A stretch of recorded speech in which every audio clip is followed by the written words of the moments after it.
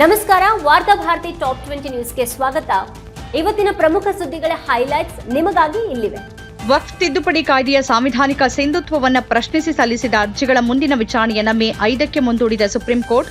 ವಕ್ಫ್ ತಿದ್ದುಪಡಿ ಕಾಯ್ದೆಯನ್ನು ಪ್ರಶ್ನಿಸಿದ ಅರ್ಜಿಗಳ ವಿಚಾರಣೆಯನ್ನು ಗುರುವಾರ ನಡೆಸಿದ ಮುಖ್ಯ ನ್ಯಾಯಮೂರ್ತಿ ಸಂಜೀವ್ ಖನ್ನಾ ನೇತೃತ್ವದ ಸುಪ್ರೀಂ ಕೋರ್ಟ್ ಪೀಠ ಮುಂದಿನ ವಿಚಾರಣೆವರೆಗೆ ವಕ್ಫ್ ಕಾಯ್ದೆಯ ಪ್ರಮುಖ ತಿದ್ದುಪಡಿಗಳಿಗೆ ತಡೆ ನೀಡಿದ ಸುಪ್ರೀಂ ಕೋರ್ಟ್ ಮೇ 5ರಂದು ನಡೆಯುವ ಮುಂದಿನ ವಿಚಾರಣೆಯವರೆಗೆ ವಕ್ಫ್ ಕಾಯ್ದೆಯ ಸೆಕ್ಷನ್ 9 ಮತ್ತು 14ರ ಅಡಿಯಲ್ಲಿ ಕೇಂದ್ರ ಸರ್ಕಾರ ವಕ್ಫ್ ಕೌನ್ಸಿಲ್ ಮತ್ತು ರಾಜ್ಯ ವಕ್ಫ್ ಮಂಡಳಿಗಳಿಗೆ ಯಾವುದೇ ನೇಮಕಾತಿಗಳನ್ನು ಮಾಡುವಂತಿಲ್ಲ ಎಂದ ನ್ಯಾಯಾಲಯ. ಕೇಂದ್ರದ ದರ ಏರಿಕೆ ನೀತಿ ವಿರೋಧಿಸಿ ಬೆಂಗಳೂರಿನ ಫ್ರೀಡಂ ಪಾರ್ಕ್ನಲ್ಲಿ ಪ್ರತಿಭಟನೆ ನಡೆಸಿದ ಕಾಂಗ್ರೆಸ್ ನಾಯಕರು ಗೊಬ್ಬರ, ಔಷಧಿ, ರಾಗಿ, ಗೋಧಿ, ಡೀಸೆಲ್, ಪೆಟ್ರೋಲ್ ಎಲ್ಲದರ ಬೆಲೆ ಆಕಾಶಕ್ಕೇರಿಸಿದ ಮೋದಿ ಭಾರತದ ಮಧ್ಯಮ ವರ್ಗ ಮತ್ತು ಬಡವರ ವಿರೋಧಿ ಅಂತ ವಾಗ್ದಾಳಿ ನಡೆಸಿದ ಮುಖ್ಯಮಂತ್ರಿ ಸಿದ್ದರಾಮಯ್ಯ.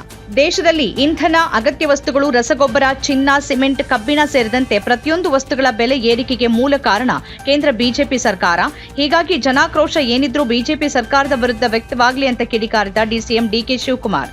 ಉಳ್ಳಾಲ ರಾಣಿಪುರ ಸಮೀಪದ ನೇತ್ರಾವತಿ ನದಿ ಬಳಿ ಪಶ್ಚಿಮ ಬಂಗಾಳ ಮೂಲದ ಯುವತಿಯೊಬ್ಬಳು ತೀವ್ರ ಅಸ್ವಸ್ಥಗೊಂಡ ಸ್ಥಿತಿಯಲ್ಲಿ ಸ್ಥಳೀಯರಿಗೆ ಪತ್ತೆ. ಯುವತಿಯ ಮೇಲೆ ಸಾಮೂಹಿಕ ಅತ್ಯಾಚಾರ ನಡೆದಿರುವ ಬಗ್ಗೆ ಶಂಕೆ. ತೀವ್ರ ಅಸ್ವಸ್ಥಗೊಂಡಿರುವ ಯುವತಿ ದೇರಳಕಟ್ಟೆಯ ಖಾಸಗಿ ಆಸ್ಪತ್ರೆಗೆ ದಾಖಲು. ಒಳ ಮೀಸಲಾತಿ ಕಲ್ಪಿಸುವ ಸಂಬಂಧ ಪರಿಶಿಷ್ಟ ಜಾತಿಯಲ್ಲಿನ 101 ಜಾತಿಗಳ ದತ್ತಾಂಶ ಸಂಗ್ರಹಕ್ಕೆ ಸಮೀಕ್ಷೆ ನಡೆಸೋಕೆ ಸಿದ್ಧತೆ. 54,000 ಶಿಕ್ಷಕರು ಮತ್ತು ಅಂಗನವಾಡಿ ಕಾರ್ಯಕರ್ತೆಯರನ್ನ ಬಳಸಿಕೊಂಡು ನಿಗದಿ ಸಮಯದಲ್ಲಿ ಪೂರ್ಣಗೊಳಿಸೋಕೆ ಅಧಿಕಾರಿಗಳಿಗೆ ಸೂಚಿಸಿದ ಆಹಾರ ಸಚಿವ ಕೆಎಚ್ ಮುನಿಯಪ್ಪ. ಮುಂದಿನ ವಾರ ಅಮೆರಿಕಕ್ಕೆ ಭೇಟಿ ನೀಡಲಿರುವ ಕಾಂಗ್ರೆಸ್ ನಾಯಕ ರಾಹುಲ್ ಗಾಂಧಿ ಬ್ರೌನ್ ವಿಶ್ವವಿದ್ಯಾನಿಲಯದ ಅಧ್ಯಾಪಕರು ಮತ್ತು ವಿದ್ಯಾರ್ಥಿಗಳೊಂದಿಗೆ ಸಂವಾದ ನಡೆಸಲಿದ್ದಾರೆ ಎಂದ ಕಾಂಗ್ರೆಸ್ನ ಮಾಧ್ಯಮ ಮತ್ತು ಪ್ರಚಾರ ವಿಭಾಗದ ಮುಖ್ಯಸ್ಥ ಪವನ್ ಖೇರಾ. ನ್ಯಾಯಾಲಯಗಳು ರಾಷ್ಟ್ರಪತಿಗಳಿಗೆ ನಿರ್ದೇಶನ ನೀಡೋಕೆ ಸಾಧ್ಯವಿಲ್ಲ.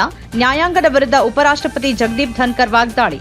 ಮಸೂದೆಗಳಿಗೆ ಅಂಕಿತ ಹಾಕೋಕೆ ಗಡುವು ವಿಧಿಸಿ ಸುಪ್ರೀಂ ಕೋರ್ಟ್ ಐತಿಹಾಸಿಕ ತೀರ್ಪು ನೀಡಿದ ಬೆನ್ನಿಗೆ ಉಪರಾಷ್ಟ್ರಪತಿ ಜಗದೀಪ್ ಧನ್ಕರ್ ಅವರಿಂದ ಈ ಪ್ರತಿಕ್ರಿಯೆ. ಪೆಟ್ರೋಲ್, ಡೀಸೆಲ್ ದರ ಏರಿಕೆ, ಟೋಲ್ ಶುಲ್ಕ ಹೆಚ್ಚಳ ಖಂಡಿಸಿ ಲಾರಿ ಮಾಲೀಕರು ಕೈಗೊಂಡಿದ್ದ ಅನಿರ್ದಿಷ್ಟಾವಧಿ ಲಾರಿ ಮುಷ್ಕರ ವಾಪಸ್. ಲಾರಿ ಮಾಲೀಕರ ಸಂಘದೊಂದಿಗೆ ಸಾರಿಗೆ ಸಚಿವ ರಾಮಲಿಂಗಾರೆಡ್ಡಿ ನಡೆಸಿದ 2ನೇ ಸಭೆ ಯಶಸ್ವಿ. ಅನಿರ್ದಿಷ್ಟಾವಧಿ ಮುಷ್ಕರವನ್ನು ವಾಪಸ್ ತೆಗೆದುಕೊಳ್ಳುವುದಾಗಿ ಘೋಷಿಸಿದ ಲಾರಿ ಮಾಲೀಕರ ಸಂಘದ ಅಧ್ಯಕ್ಷ ಜಿಆರ್ ಷಣ್ಮುಗಪ್ಪ. ತಮಿಳುನಾಡಿನಲ್ಲಿ ಬಿಜೆಪಿ ಜೊತೆಗೆ ತಮ್ಮ ಪಕ್ಷದ ಮೈತ್ರಿ ಚುನಾವಣೆಗೆ ಮಾತ್ರ ಗೆಲುವು ಸಾಧಿಸಿದರೆ ಸಮ್ಮಿಶ್ರ ಸರ್ಕಾರ ರಚಿಸೋದಿಲ್ಲ ಎಂದ ಎಐಎಡಿಎಂಕೆ ಪ್ರಧಾನ ಕಾರ್ಯದರ್ಶಿ ಎಡಪ್ಪಾಡಿ ಕೆ ಪಳನಿಸ್ವಾಮಿ. ಕೇಂದ್ರ ಗೃಹ ಸಚಿವ ಅಮಿತ್ ಶಾ ಅವರ ಹೇಳಿಕೆಗೆ ತದ್ವಿರುದ್ಧ ಹೇಳಿಕೆ ನೀಡಿದ ಪಳನಿಸ್ವಾಮಿ. ಅತ್ಯಾಚಾರ ಆರೋಪಕ್ಕೆ ಸಂಬಂಧಪಟ್ಟಂತೆ ನನ್ನ ವಿರುದ್ಧ ದೋಷಾರೋಪ ನಿಗದಿಪಡಿಸಿ ವಿಚಾರಣೆಗೆ ಮುಂದಾಗಿರುವ ಸೆಷನ್ಸ್ ನ್ಯಾಯಾಲಯದ ನ್ಯಾಯಿಕ ಪ್ರಕ್ರಿಯೆಯನ್ನು ಮುಂದೂಡೋಕೆ ನಿರ್ದೇಶಿಸೋಕೆ ಮಾಜಿ ಸಂಸದ ಪ್ರಜ್ವಲ್ ರೇವಣ್ಣ ಮನವಿ.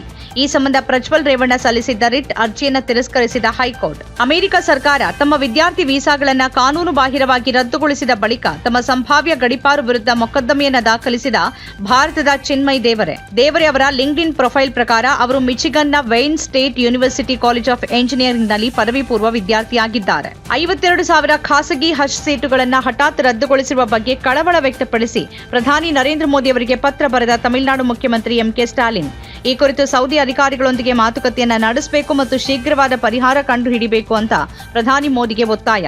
ಪೋಷಕರ ಇಚ್ಛೆಗೆ ವಿರುದ್ಧವಾಗಿ ತಮ್ಮ ಸ್ವಂತ ಇಚ್ಛೆಯಂತೆ ವಿವಾಹವಾಗುವ ಜೋಡಿಗಳು ಅವರ ಜೀವ ಮತ್ತು ಸ್ವಾತಂತ್ರ್ಯಕ್ಕೆ ನಿಜವಾದ ಬೆದರಿಕೆ ಇಲ್ಲದೆ ಇದ್ರೆ ಪೊಲೀಸ್ ರಕ್ಷಣೆಯನ್ನ ಹಕ್ಕು ಅಂತ ಪರಿಗಣಿಸೋಕೆ ಸಾಧ್ಯವಿಲ್ಲ.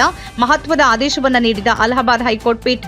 ಆಪ್ ನಾಯಕ ದುರ್ಗೇಶ್ ಪಾಠಕ್ ಅವರ ನಿವಾಸದ ಮೇಲೆ ದಾಳಿ ನಡೆಸಿದ ಸಿಬಿಐ ಅಧಿಕಾರಿಗಳು. 2027ರ ಗುಜರಾತ್ ಚುನಾವಣೆಗೆ ಸಹ ಪ್ರಭಾರಿಯಾಗಿ ನೇಮಕಗೊಂಡ ಕೆಲವೇ ದಿನಗಳಲ್ಲಿ ಆಪ್ ನಾಯಕ ದುರ್ಗೇಶ್ ಪಾಠಕ್ ಅವರ ನಿವಾಸದ ಮೇಲೆ ಸಿಬಿಐ ದಾಳಿ ರಾಜಕೀಯ ಪ್ರೇರಿತವಾಗಿದೆ ಎಂದ ಆಪ್ ರಾಷ್ಟ್ರೀಯ ಪ್ರಧಾನ ಕಾರ್ಯದರ್ಶಿ ಸಂದೀಪ್ ಪಾಠಕ್. 1999ರಲ್ಲಿ ಆಸ್ಟ್ರೇಲಿಯಾದ ಮಿಷನರಿ ಗ್ರಹಂ ಸ್ಟೇನ್ಸ್ ಮತ್ತು ಅವರ 2 ಅಪ್ರಾಪ್ತ ಪುತ್ರರ ಹತ್ಯೆ ಪ್ರಕರಣ. ಶಿಕ್ಷೆಗೆ ಗುರಿಯಾಗಿದ್ದ ಓರ್ವ ಅಪರಾಧಿಯನ್ನ ಉತ್ತಮ ನಡವಳಿಕೆ ಆಧಾರದ ಮೇಲೆ ಒಡಿಶಾದ ಜೈಲಿನಿಂದ ಬಿಡುಗಡೆ. ಅಪರಾಧಿಗೆ ಜೈ ಶ್ರೀರಾಮ್ ಘೋಷಣೆಗಳನ್ನು ಕೂಗಿ ಸ್ವಾಗತ. ಇಟಲಿಯ ಪ್ರಧಾನಿ ಜಾರ್ಜಿಯಾ ಮೆಲೋನಿಗೆ ವಿಶೇಷ ಔತಣಕೂಟ ಆಯೋಜಿಸಿದ ಅಮೆರಿಕ ಅಧ್ಯಕ್ಷ ಡೊನಾಲ್ಡ್ ಟ್ರಂಪ್.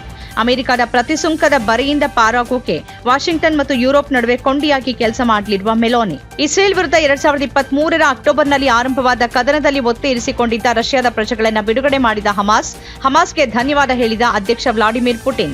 ಆಸ್ಟ್ರೇಲಿಯಾದಲ್ಲಿ ನಡೆದ ಬಾರ್ಡರ್ ಗವಾಸ್ಕರ್ ಟ್ರೋಫಿ 2024-25ರಲ್ಲಿ ಭಾರತ ತಂಡದ ಹೀನಾಯ ಸೋಲು. ತಂಡದ ಕೆಲ ಕೋಚ್ಗಳನ್ನು ತೆಗೆದುಹಾಕುವ ತ್ವರಿತ ಮತ್ತು ನಿರ್ಣಾಯಕ ಕ್ರಮವನ್ನು ಕೈಗೊಂಡ ಭಾರತೀಯ ಕ್ರಿಕೆಟ್ ನಿಯಂತ್ರಣ ಮಂಡಳಿ. ಟೈಮ್ ಮ್ಯಾಗಜಿನ್ನ 2025ನೇ ಸಾಲಿನ 100 ಅತ್ಯಂತ ಪ್ರಭಾವಿ ವ್ಯಕ್ತಿಗಳ ಪಟ್ಟಿ ಪ್ರಕಟ. ಅಮೆರಿಕದ ಅಧ್ಯಕ್ಷ ಡೊನಾಲ್ಡ್ ಟ್ರಂಪ್, ತಂತ್ರಜ್ಞಾನ ಉದ್ಯಮಿ ಎಲಾನ್ ಮಸ್ಕ್, ಬ್ರಿಟನ್ ಪ್ರಧಾನಿ ಕೀರ್ ಸ್ಟಾರ್ಮರ್ ಮತ್ತು ಬಾಂಗ್ಲಾದೇಶದ ಮುಖ್ಯ ಸಲಹೆಗಾರ ಮೊಹಮ್ಮದ್ ಯೂನಿಸ್ ಸೇರಿದಂತೆ ಹಲವು ಪ್ರಮುಖರಿಗೆ ಪಟ್ಟಿಯಲ್ಲಿ ಸ್ಥಾನ ಪಡೆಯದ ಭಾರತೀಯರು.